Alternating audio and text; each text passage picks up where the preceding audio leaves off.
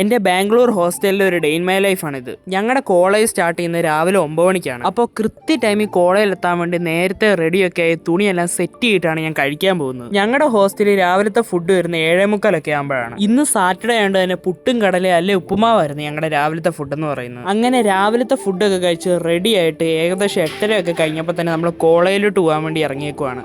സാധാരണ working days ഞങ്ങൾക്ക് എല്ലാം യൂണിഫോമാണ്. പക്ഷെ സാറ്റർഡേസ് ക്ലാസ് വെക്കും മാത്രമേ എനിക്ക് കാഷ്വൽ ഷർട്ട് ഇടാം. അതുകൊണ്ട് സാറ്റർഡേ ക്ലാസ് വെച്ചാൽ അങ്ങനെ ഒരു സുഖമുണ്ട്. 8:45 ആയപ്പോൾ തന്നെ ഞങ്ങൾ എല്ലാവരും കൂടെ ക്ലാസ്സിലെത്തി. ഞങ്ങളുടെ രാവിലത്തെ ക്ലാസ് തീരുന്ന ഉച്ചയ്ക്ക് 12:45 ആകുമ്പോഴാണ്. ഞങ്ങൾ പിന്നെ അപ്പം തന്നെ ഞങ്ങളുടെ ഉച്ചക്കത്തെ ലഞ്ച് കഴിക്കാൻ വേണ്ടി തിരിച്ച് ഹോസ്റ്റലിലോട്ട് പോകും. അങ്ങനെ ഹോസ്റ്റലിൽ നിന്ന് ഞങ്ങളുടെ ഉച്ചക്കത്തെ ഫുഡും കഴിച്ചു കഴിഞ്ഞ് ഏകദേശം 1:45 ആകുമ്പോൾ തന്നെ ഞങ്ങൾ തിരിച്ച് ക്ലാസ്സിൽ കയറണം. കൃത്യം 2 മണിക്ക് തന്നെ ഞങ്ങളുടെ ഉച്ചകഴിഞ്ഞത്തെ സെക്ഷൻ സ്റ്റാർട്ട് ചെയ്യും. വൈകിട്ട് 4 മണി വരെയാണ് ആ സെക്ഷൻ. അങ്ങനെ വൈകിട്ട് 4 മണിയൊക്കെ ആകുമ്പോൾ തന്നെ ക്ലാസ് ഒക്കെ വിട്ട് തിരിച്ച് ഹോസ്റ്റലിൽ വന്ന് ഡ്രസ്സൊക്കെ മാറി 5 മണിയൊക്കെ ആകുമ്പോൾ തന്നെ ഞങ്ങൾക്ക് വൈകിട്ടത്തെ സ്നാക്സും ചായയും വരും. ഓരോ ദിവസവും ഞങ്ങൾക്ക് വേറെ വേറെ സ്നാക്സാണ്. ഇന്ന് ഞങ്ങൾക്ക് കിട്ടിയ ക്രീം ബിസ്ക്കറ്റ് ആയിരുന്നു. അങ്ങനെ വൈകിട്ട് ഏകദേശം 6 മണിയൊക്കെ ആയപ്പോൾ തന്നെ ഞങ്ങൾ കോളേജിന്റെ ജിമ്മിലോട്ട് പോയി. സാധാരണ എല്ലാ വർക്കിംഗ് ഡേയ്സും നല്ല ആളും തിരക്കുമായിരുന്നു.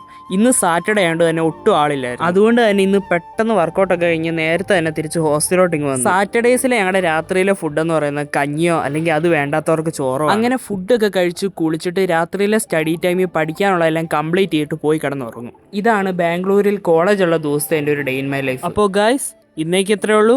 ബൈ.